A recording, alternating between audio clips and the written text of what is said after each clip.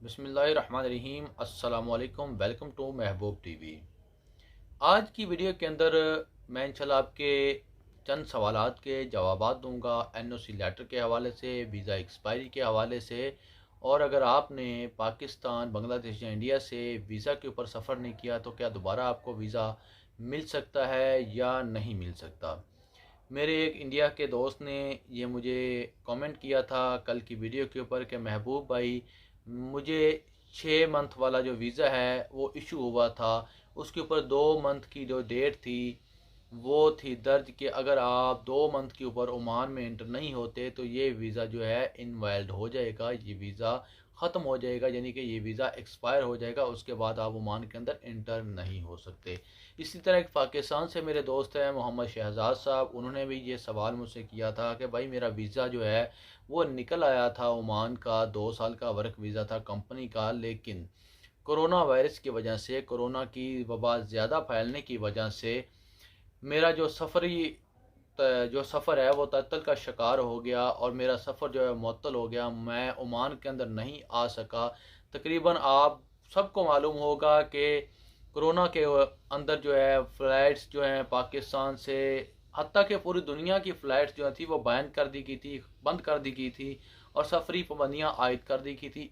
उन्हीं सफरी पाबंदियों की वजह से वो 2 साल वर्क वीज़े के ऊपर ओमान के अंदर इंटर नहीं हो सका, क्योंकि आप सब जानते होंगे कि जो वर्क वीज़ा है वो 5 मंथ की आपको डेट देता है कि अगर आप 5 मंथ के अंदर ओमान के अंदर एंट्री ले लेते हैं तो वो वीज़ा आपका 2 साल के लिए चलता रहता है। अगर आप लेट हो जाते हैं, आप ताख़ीर का शिकार हो जाते हैं, तो आपका जो वीज़ा है वो 5 मंथ के बाद एक्सपायर हो जाता है, इनवैलिड हो जाता है, उसके बाद आप ओमान के अंदर एंट्री नहीं ले सकते।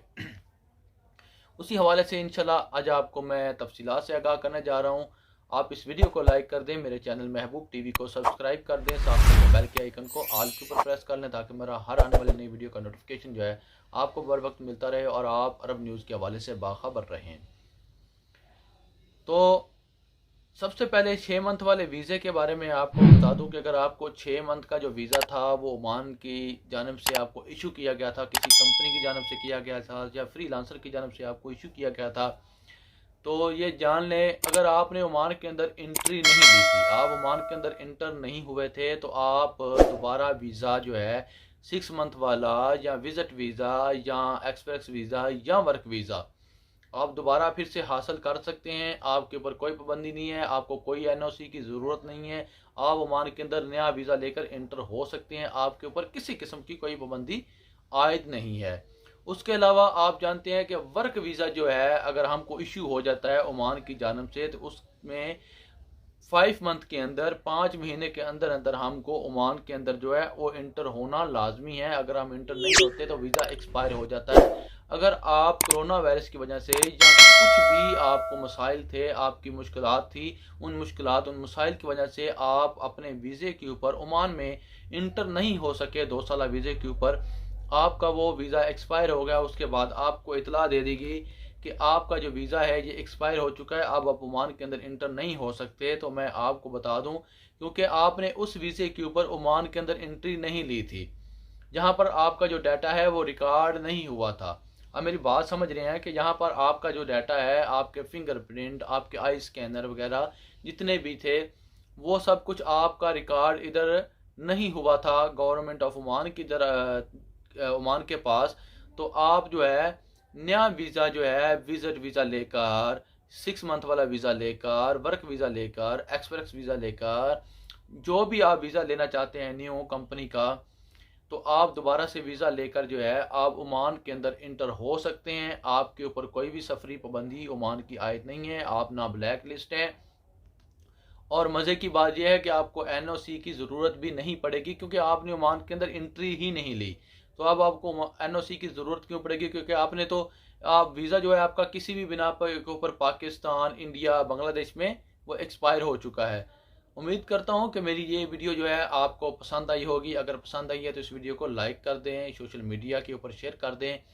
अगर आपके जहन में, अगर आपके मन में, दिल में इस वक्त कोई भी वीज़ा, किसी भी वीज़ा के मतलब कोई सवाल उभर रहा है, तो बिला झिझक आप कमेंट सेक्शन में जाएं, अपना वो सवाल जो है हैशटैग महबूब टीवी लिखने के बाद वो सवाल लिखें।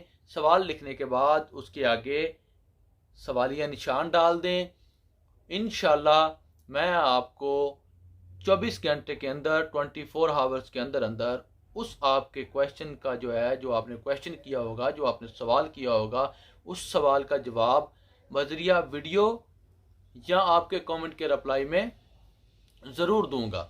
आपको परेशान होने की ज़रूरत नहीं है। ताख़ीर हो सकती है, 24 घंटे से ज़्यादा का टाइम भी लग सकता है, लेकिन आपने मेरी वीडियो का या मेरे कमेंट के रिप्लाई का इंतज़ार ज़रूर करना है। मैं इंशाल्लाह आपसे वादा करता हूँ, मेरा आप तमाम दोस्तों से वादा है, ख्वाह आप इंडिया से हैं, ख्वाह आप बांग्लादेश से हैं या आप पाकिस्तान से हैं, आप खुले दिल के साथ बिला झिझक आप कोई भी सवाल पूछें। अगर आप प्राइवेट मुझसे सवाल पूछना चाहते हैं तो डिस्क्रिप्शन बॉक्स के अंदर मैंने अपना ट्विटर का लिंक लगा दिया है, मैंने अपना इंस्टाग्राम का लिंक लगा दिया हुआ है और मैंने अपने फेसबुक पेज का लिंक लगा दिया है। आप मुझे प्राइवेट के अंदर भी मैसेज करके कोई सवाल पूछना चाहते हैं वीज़ा का मुतल्लक, या आपको कोई वीज़ा दरकार है, तो भी आप मुझसे रब्ता कर सकते हैं। अब इसी के साथ दीजिए इजाज़त। उम्मीद करता हूँ कि आपने इस वीडियो को लाइक लाजमी किया होगा, सोशल मीडिया के ऊपर शेयर भी लाजमी कर दिया होगा। इसी के साथ दीजिए मुझे इजाज़त। पाकिस्तान जिंदाबाद। अल्लाह पाक अब सबका हामी नासिर हो।